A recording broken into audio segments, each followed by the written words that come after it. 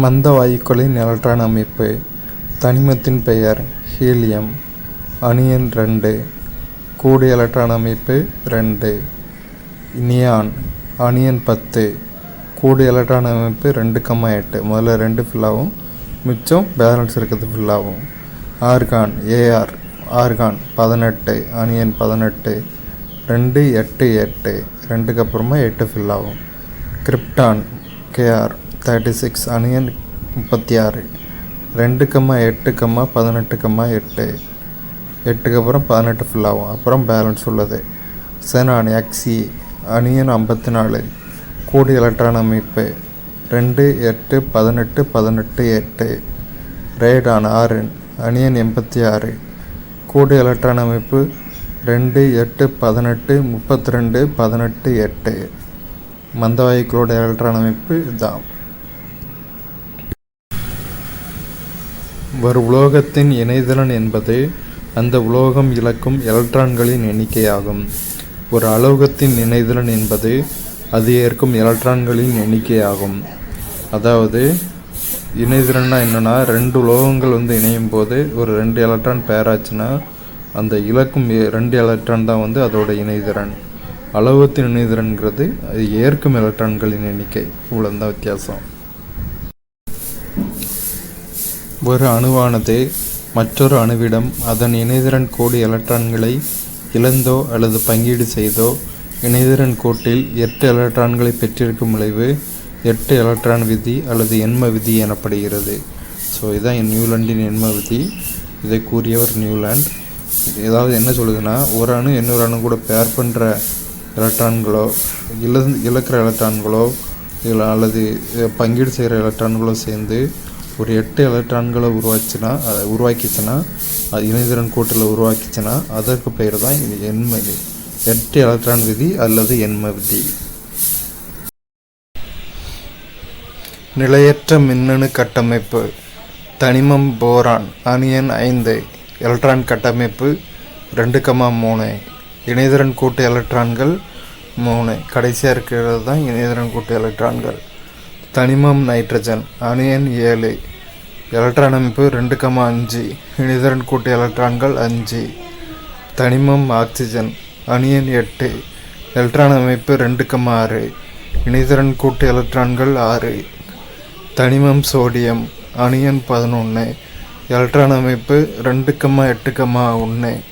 இணைதிறன் கூட்டு எலக்ட்ரான்கள் 1. இதுதான் பேராவர எலக்ட்ரான்கள், இணைதிறன் கூட்டு எலக்ட்ரான்கள். கடைசி பங்கீடு.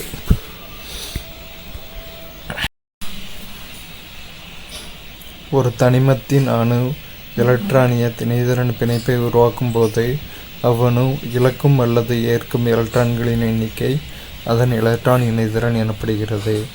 எலக்ட்ரான் இணைதிறன் என்னென்னா, 2 தனிமம் இணையும் போது அந்த இணையும் எலக்ட்ரான்களின் எண்ணிக்கை தான் அதோட எலக்ட்ரான் இணைதிறன் அப்படின்னு சொல்கிறோம். சகப்பிணைப்பின் 3 வகைகள். ஒற்றை சகப்பிணைப்பை குறிக்க அணுக்களிடையே ஒரு கோடு பாண்ட் பயன்படுத்தப்படுகிறது. எடுத்துக்காட்டு H. இரட்டை சகப்பிணைப்பை குறிக்க அணுக்களுக்கிடையே 2 கோடுகள் டபுள் பாண்ட் பயன்படுத்தப்படுகின்றன. எடுத்துக்காட்டு O. ஆக்சிஜன். மும்மை சகப்பிணைப்பை குறிக்க அணுக்களுக்கிடையே 3 கோடுகள் ட்ரிபிள் பாண்ட் பயன்படுத்தப்படுகின்றன. எடுத்துக்காட்டு N. Nitrogen N2. இதுதான் இந்த 3 தான் சகப்பிணைப்போட 3 வகைகள். சிங்கிள் பாண்ட் இருந்தால் ஒற்றை சகப்பிணைப்பு, டபுள் பாண்ட் இருந்தால் இரட்டை சகப்பிணைப்பு, ட்ரிபிள் பாண்ட் இருந்தால் மும்மை சகப்பிணைப்பு. எடுத்துக்காட்டு சிங்கிள் பாண்டுக்கு எடுத்துக்காட்டு ஒற்றை சகப்பிணைப்புக்கு எடுத்துக்காட்டு ஹைட்ரஜன், இரட்டை சகப்பிணைப்புக்கு எடுத்துக்காட்டு ஆக்சிஜன், மும்மை சகப்பிணைப்புக்கு எடுத்துக்காட்டு நைட்ரஜன்.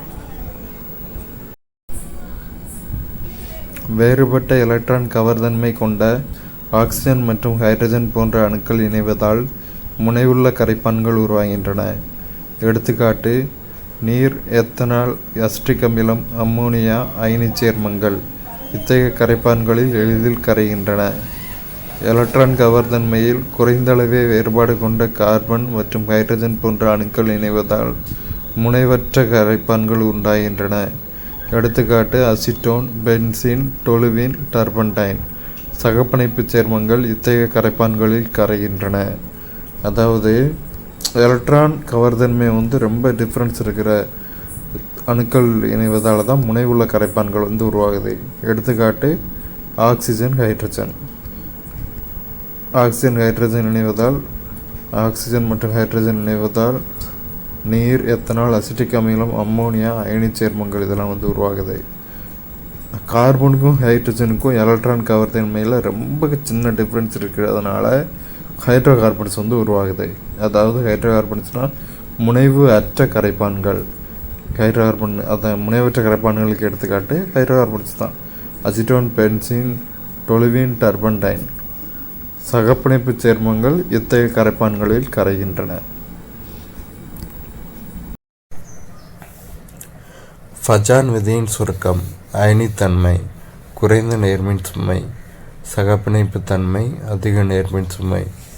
அயனித்தன்மை நேர்மின் அயனி உருவளவு பெரியது, சகப்பிணைப்பு தன்மை நேர்மின் அயனி உருவளவு சிறியது.